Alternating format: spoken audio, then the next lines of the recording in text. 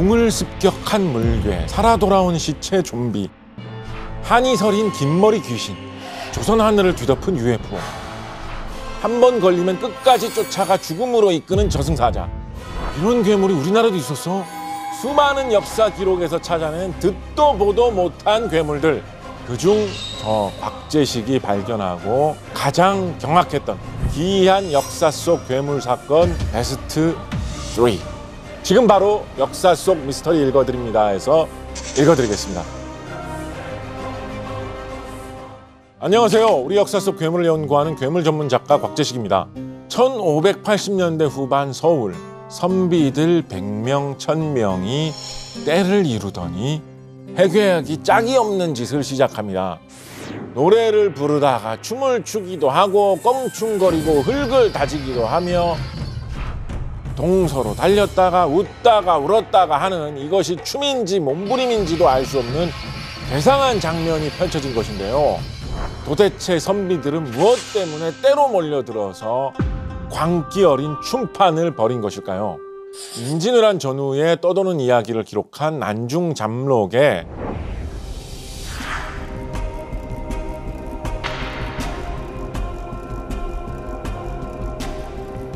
등등곡이라고 하는 이상한 춤이 대유행했다라고 나와 있습니다. 등등곡이라는 이 이름은 전체적으로 뭔가 어떤 춤을 추는 듯한 그런 놀이 비슷한 무언가 아니었나 싶습니다. 무당 흉내를 내면서 덩실거리며 노래하며 춤을 추기도 하고 동으로 갔다 서로 달렸다 웃었다 울었다 하였다. 신기한 게 뭐냐면 이 시기하고 어느 정도 겹치는 시기에 유럽에서는 무도광 사건이라고 해가지고 무슨 이유에선지 모르겠지만 사람이 갑자기 길에서 정신없이 막 춤을 추기 시작하는 거예요. 길거리에서 떼지어 다니면서 정신없이 춤을 추는 거예요. 멈추지도 않고 2, 3일 그러고 있으면 사람이 못 견디겠죠? 죽는 거예요. 왜 이런지 모르겠다. 당시에 유럽 사람들은 이것이 어떤 저주 같은 것이다. 예를 들면 어떤 막 악마가 있었다든가 혹은 뭐 아주 나쁜 사람이 있어서 반대로 악마를 쫓아내기 위해서 뭐 어떤 걸 해가지고 그런 게 발생했다든가 뭐 이런 식으로 상상을 하기도 했다라는데 실제로 보면 진짜 괴상하고 이상하겠죠. 진짜 악마가 세상에 나타나면 이런 느낌이 들까? 놀라운 광경이었을 것 같은데 현대 과학자들은 그 원인을 뭐라고 생각하고 있느냐. 돌이나 밀농사를 짓다가 보면 맥각병이라고 해가지고 까만색의 뿔같이 생기는 곰팡이가 필 때가 있습니다.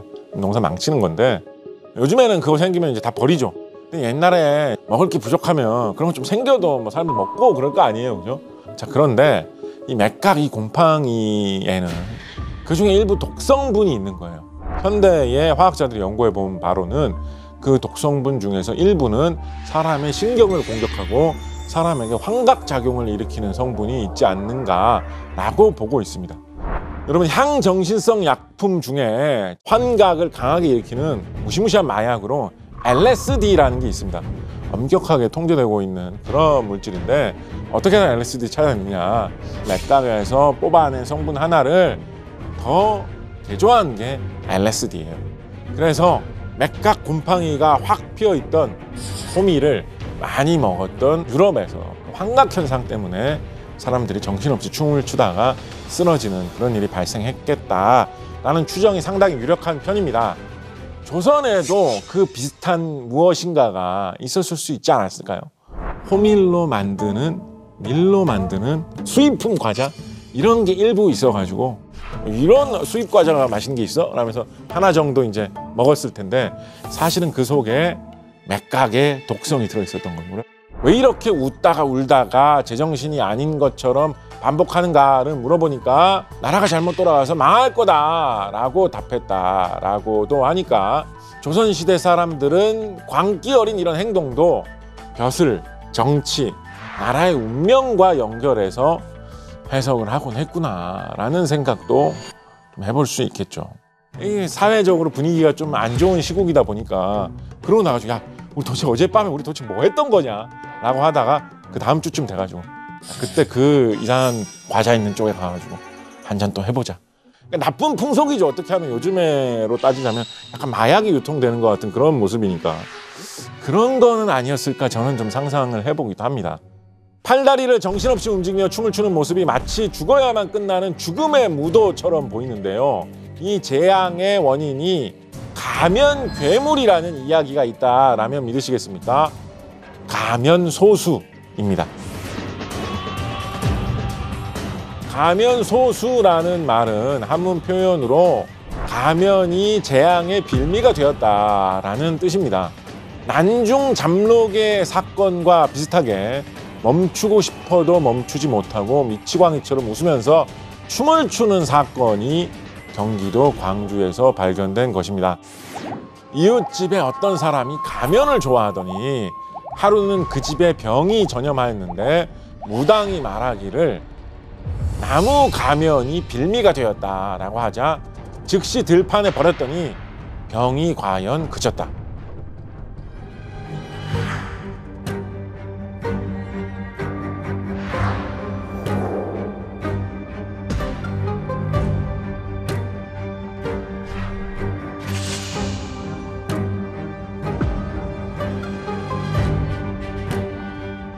그런데 다음에 먹은 사람도 모두 웃다가 일어나 춤추기를 앞사람과 똑같이 하더니 조금 후에 그치는지라 물어보니 처음 먹고 나니 자연 흥이 나서 그만두려고 하여도 되지 않아 그렇게 하였다고 하였다.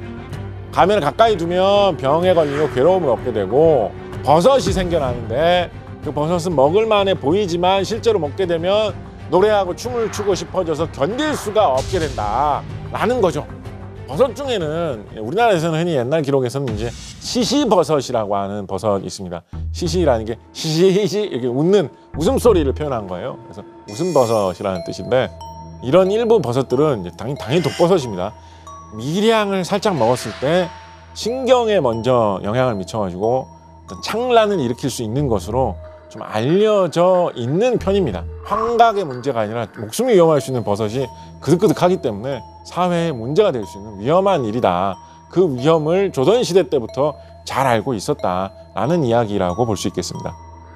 가면소수라고 표현되어 있었던 이 괴물보다 더 기이한 괴물이 있겠습니까? 여기 영혼이 깃든 인형이 있습니다.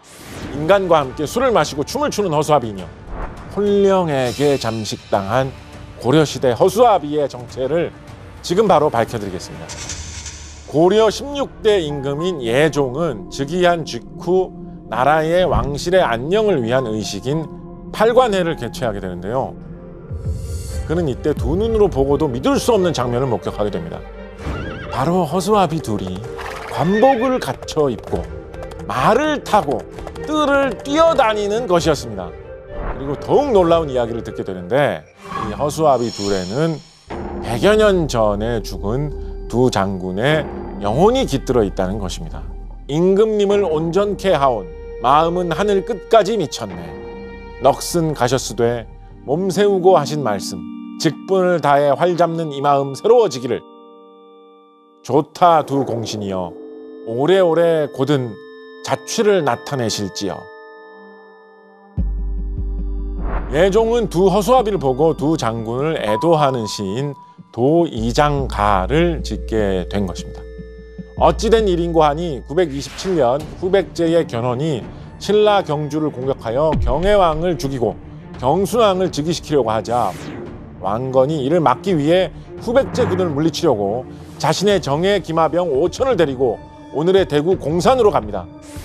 그런데 오히려 태조 왕건은 후백제 군에게 포위되었고 이에 왕건을 구하기 위해서 왕건을 따르던 충신 신숭겸, 김락 두 장군이 왕건으로 위장해서 싸우다가 전사한 것입니다. 후삼국 다 통일했어요. 그렇게 고생 많이 하고 이제 평화가 찾아온 거예요. 그러니까 잘 사는 이만 남았다. 그러면서 잔치를 연 거예요. 근데 잔치를 열려고 딱 보니까 제일 내 마음에 남아있는 부하들 그 두 명의 장군 이미 죽어가지고 목숨이 보이지 않는 거예요. 이에 왕건은 두 사람의 충절을 기리고 추모하려고 풀로 두 장군의 허수아비를 만들고 의복을 갖춰 입힌 후 자리에 앉게 했다라고 합니다. 자, 우리 이겼다. 승리의 축배를 이렇게 하니까 허수아비가 그 술을 받아 마시고 살아있을 때처럼 일어나가지고 춤을 추었다라는 거예요.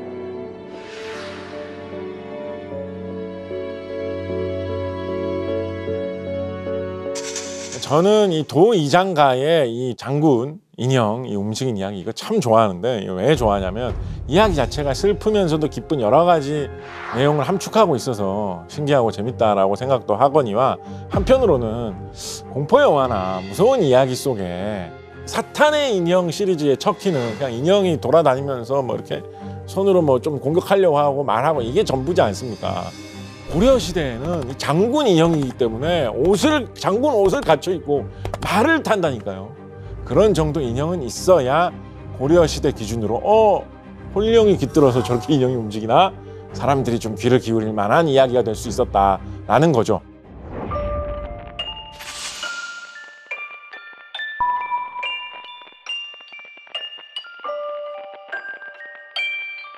사람이라는 동물의 중요한 습성 중에 하나는 다른 사람과 계속 소통을 하려고 한다라는 것입니다. 주변에 사람을 얼핏 봤을 때 행동이 좋은지 나쁜지, 지금 나에게 경계심을 품고 있는지, 나에게 친밀함을 품고 있는지 최대한 빨리 쫙 느끼는 그런 습성을 사람이 가지면 가질수록 진화론적으로 더 살아남기 유리했었다라는 거예요.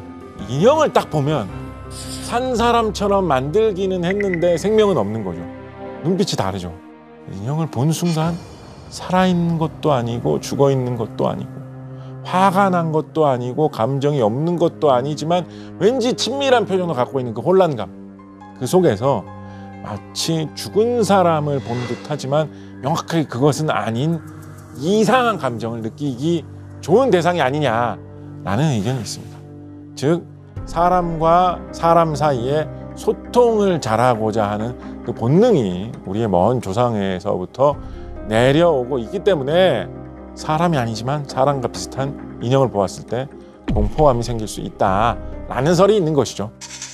인간의 한계를 극복하고 영원한 생명을 얻는 비법을 알게 되었다면 여러분은 어떻게 하시겠습니까? 심지어 인간의 한계를 뛰어넘고 시공간을 넘나들 수 있는 존재가 될 수 있는 비밀의 약을 얻게 되었다면 어떻게 하시겠습니까? 발해의 이광현이 발견한 신선이 되는 약, 금단대약. 지금까지 공개되지 않았던 그 비밀의 약 제조법을 소개해드리겠습니다. 옛 중국에서 유행했던 도교의 경전과 주요 문헌들을 정리해 모아둔 책 도장에 중국에게는 이방 사람인 발해인 이광현이라는 사람의 이야기가 기록되어 있습니다. 이광현은 발해인으로 반평생 배를 타고 바다 이곳저곳을 다니면서 무역을 하던 사람이죠. 집안 대대로 무역을 하면서 부를 축적한 부잣집 자손인 것으로 추정되고요. 신라, 당나라 등을 오가면서 국제무역을 하는 상인이자 뱃사람, 선장으로 추정됩니다. 남부러울 곳 없던 이광현에게 한 가지 고민이 있었으니 바로 인생은 짧고 생명을 잃으면 모든 것이 끝나니 허무하다. 그 허무함을 극복할 방법이 없을까라는 것이었습니다. 그래서 그는 인간의 한계를 극복하고자 영원한 생명을 얻는 비법을 얻고자 했던 것입니다. 이광현은 신라로 가는 배 안에서 어떤 노인을 우연히 만나는데 나이가 100살인데도 혈색이 좋고 건강해 보였다라고 합니다. 심지어 노인은 한 번도 아픈 적이 없다고 말하면서 건강 비법을 설명해 드립니다. 100세 노인인데 혈색이 좋고 건강해 보였대요. 아픈 적이 한 번도 없었대요. 무슨 방법을 썼을까요? 신선이 되는 1단계, 아프지도 않고 늙지도 않는 노인의 비법. 욕심을 부리지 않고 마음에 걸리는 일 없는 태도로 지내면서 성실하게 살아가면 건강하게 장수한다는 것입니다. 너무나 상식적인 건강 유지의 방법이죠. 노인은 자기가 그 상식적인 건강의 지침을 실천에 옮기는데 너무나 뛰어났기 때문에 아주 긴 세월 장수하는 경지에 도달할 수 있었다고 말합니다. 그렇게 설명을 하면서 노인은 한 가지 말을 덧붙이면서 이야기를 해요. 나는 금단대약에 대해서는 모르지만 금단대약은 뭘까요? 바로 인간의 경지를 초월하게 해주는 약이죠. 신선이 되게 해준다는 약인 거예요. 이후 이광현은 영원한 생명을 얻기 위해서 훈련에 돌입하는데 결국 금단대약의 비밀을 알려주는 스승을 만나게 됩니다. 자, 이제 신선이 될 수 있는 비밀의 약, 금단대약의 제조법을 여러분에게 소개해드리겠습니다. 둥글고 붉은 것, 즉 환단이라는 것은 다름이 있는 약은 아니다. 참된 한 가지를 깃틀로 삼고 연홍을 서로 의지하게 하며 황알을 뿌리로 삼으면 곧 이룰 수 있느니라. 근데 이게 무슨 말입니까? 이게 무슨 말입니까? 알 수가 없죠, 그죠? 아니, 뭔 얘기예요, 이게 도대체. 근데 뭐 무슨 말인지 이해가 안 되는 건 당연하죠. 이전까지는 사실 별로 이 책에서 되게 평이한 한문으로 서술되어 있어요. 무슨 말은 여기서부터는 한자 한자가 해석하기가 힘들어요. 한 가지 좀 짚히는 것은 뭐냐면 연홍이라는 말은 원래 뜻도 그렇고 앞뒤 내용을 봐도 그렇고 납과 수은을 말하고 있는 것 같거든요.